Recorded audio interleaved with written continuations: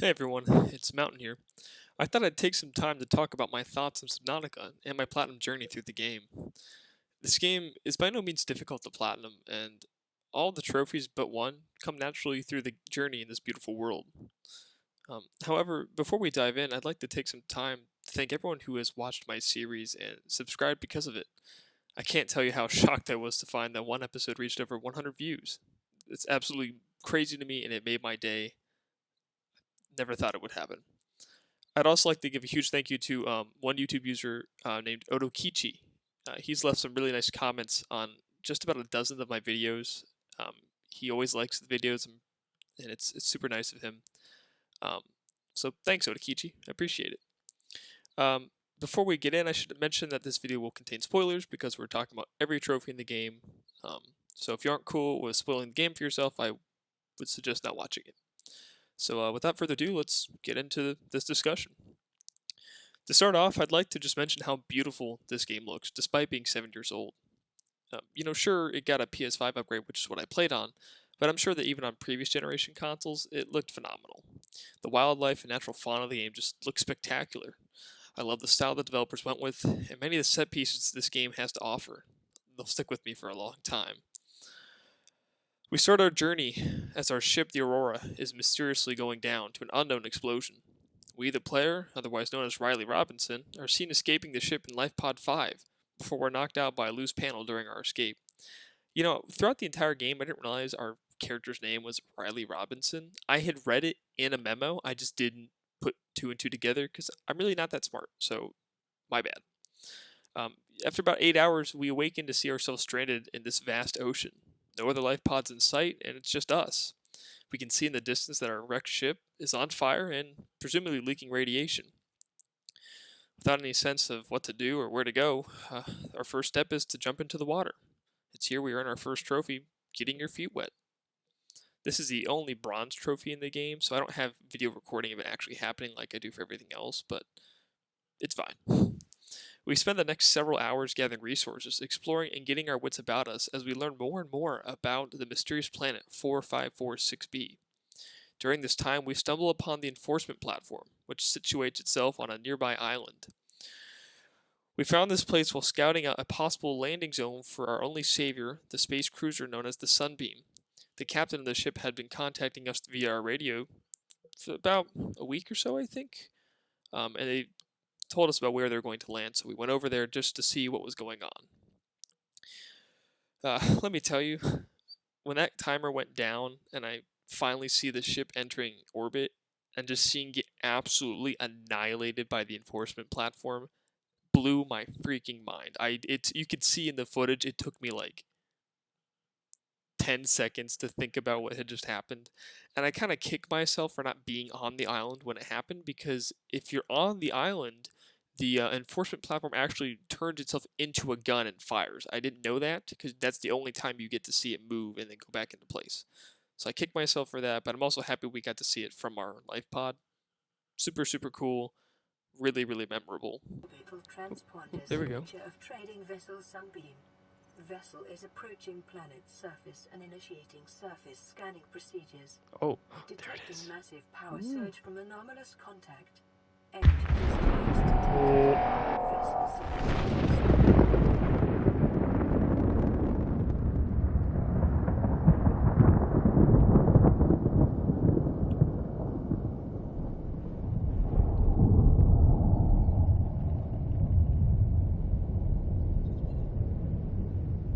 I'm sorry, what?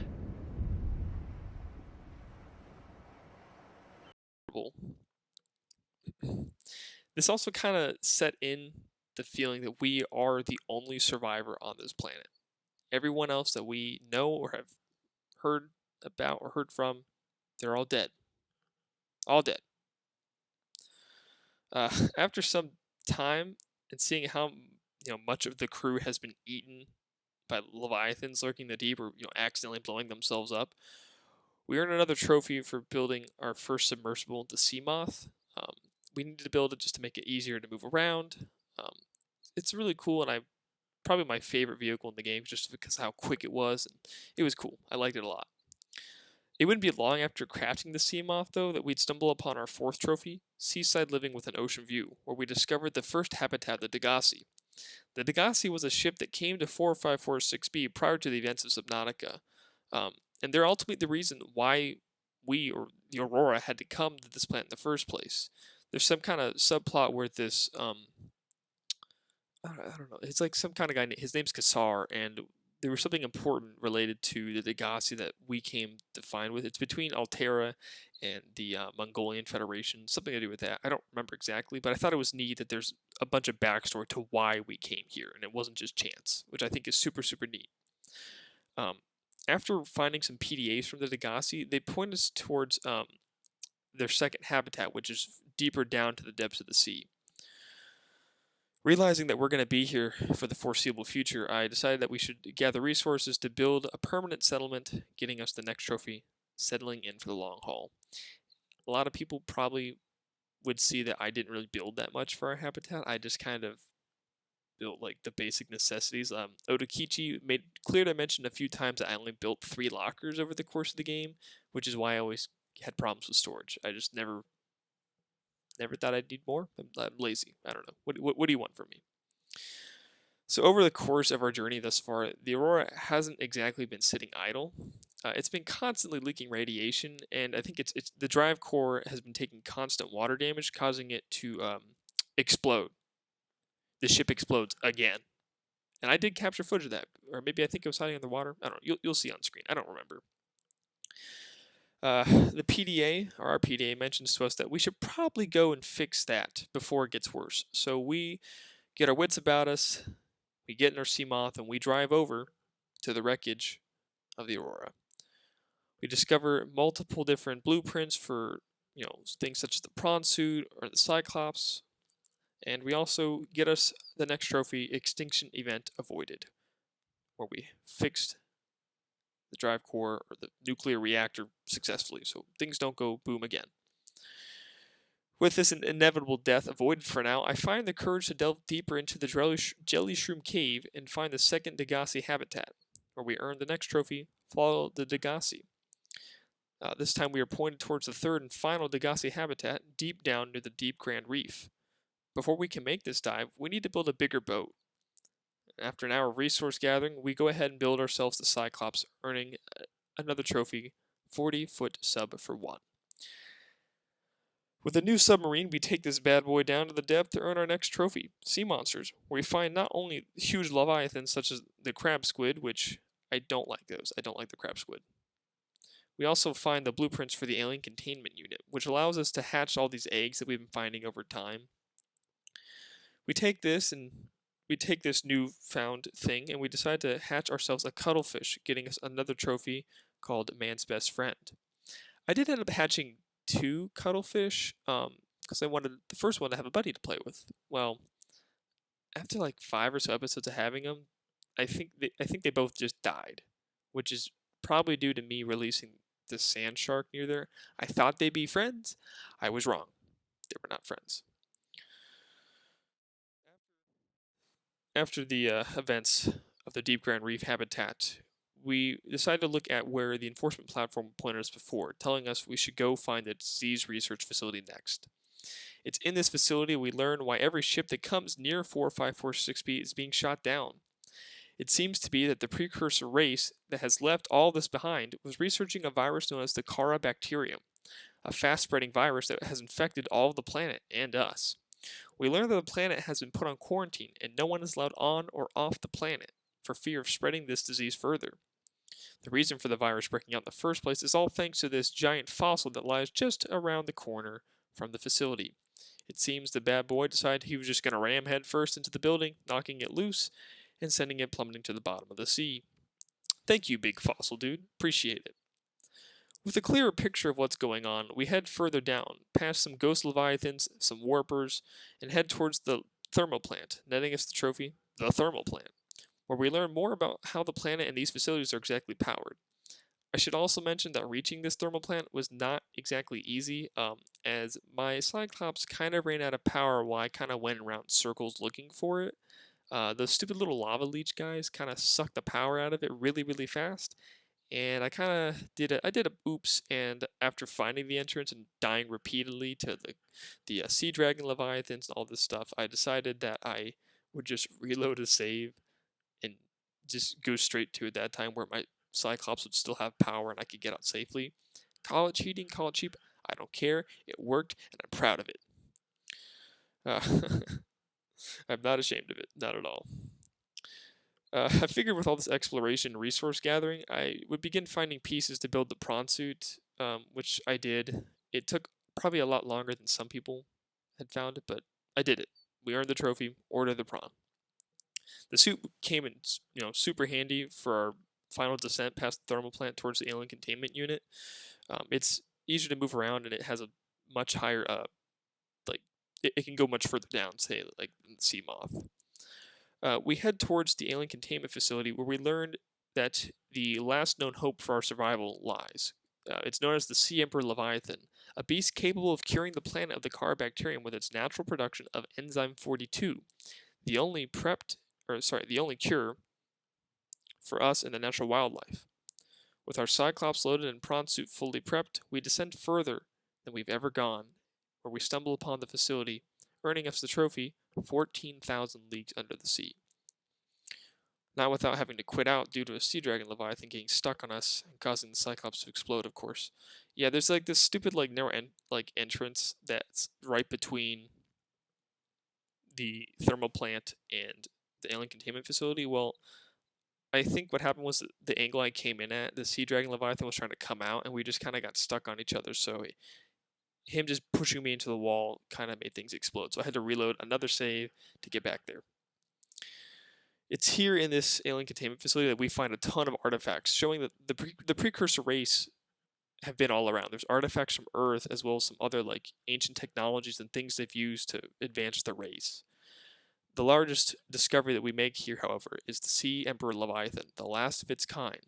This has been the entity that's contacted us multiple times throughout the game and has given me significant chills on my body every time it does it because it's just so eerie in the way it does this telepathy thing.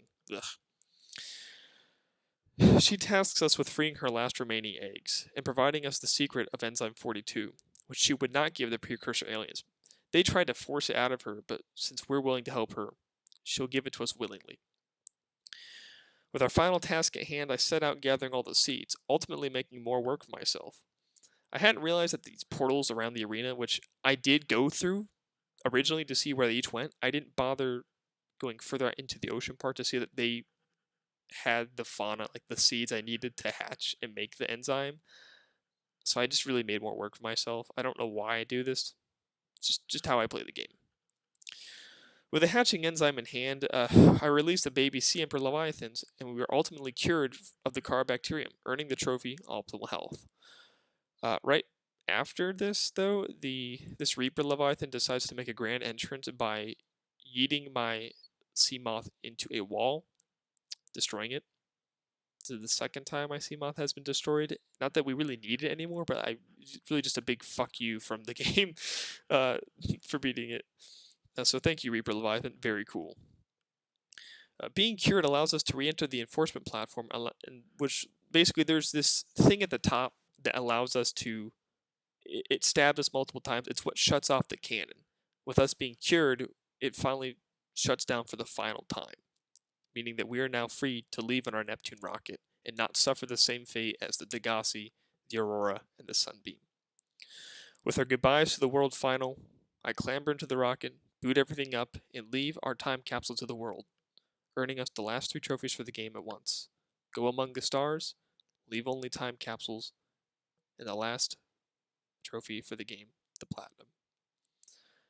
Overall, this game only took me about 28 hours to beat, which is a really decent amount of time for such a beautiful and phenomenal game. I know there are probably a few things I've missed. I only grabbed one of the sanctuaries. I know there were 2 more. I just didn't bother to go find them. I know there's also things I could have built my habitat, like I said before, that might have made things easier. Like Otokichi, once again, said I should have made the resource room, which would have helped me find things a lot faster because I spent a lot of time just searching for stupid stuff, which with the room probably would have saved me a lot of time. The only complaints I have about this game were the 2 bugs I really encountered. The first one being when we got towards the Degassi habitat, I think I parked my sea moth a little bit too close to the shore, still in the water, but close enough for the game to consider it beached, which just made it disappear. I don't know if it destroyed itself or what. It was just gone. Super, super frustrating, but that one's kind of on me. Hey, post-recording Mountain here. I just wanted to say my sea moth did not disappear because I beached it. It disappeared because the Reaper Leviathan destroyed it. You can hear in the clip an explosion in the background and my reaction to it. It was destroyed. I'd like to thank Bernie Stern for pointing this out to me, and he made a comment on part 11. I didn't put two and two together, so I really appreciate you pointing that out. I was just really, really unlucky. So not so much user error, just a really unlucky situation. Discovered it. What the fuck was that? The second bug is nothing I could have really helped. When we were in the alien containment facility, I had my prawn suit in there, and I kept going in and out of the portals, and I noticed that after the second time, the prawn suit was sitting a little bit lower, like kind of stuck on the ground. I didn't think much of it at the time. I just left it there and decided it was fine. I got in to the other two portals, and then when I came out, prawn suit gone. Didn't know what to do about it, so I went and talked to the Sea Emperor Leviathan some more, and that's where I noticed that it wasn't gone, it had fallen through the floor to a place I couldn't reach. So I decided to go back to my last save, which was before everything I had explored in the alien containment facility. I reloaded that save, went back down there, I rescanned everything, did everything again, just to have my prawn suit back, because to be honest, I did not feel like building all of it again with all the upgrades I gave it. It took me just like 15 minutes to do it all again. It was fine. It was fine. So those are the only two complaints I have with the game, which are just bugs, but everything else from just the exploration, the sense of discovery and wonder I had in this game, just absolutely phenomenal. I have not had a game leave an impression on me like this in such a long time. The last one probably being Red Dead Redemption 2. So 5 years ago. It's just crazy how a game can make me feel and how beautiful it can be. I can't wait to play the sequel of this game. So I hope to see a few of you that have watched this video and my series. I hope to see you there. Uh, I've been Mountain, and I'd like to thank you for watching this video as well. See you later. Bye.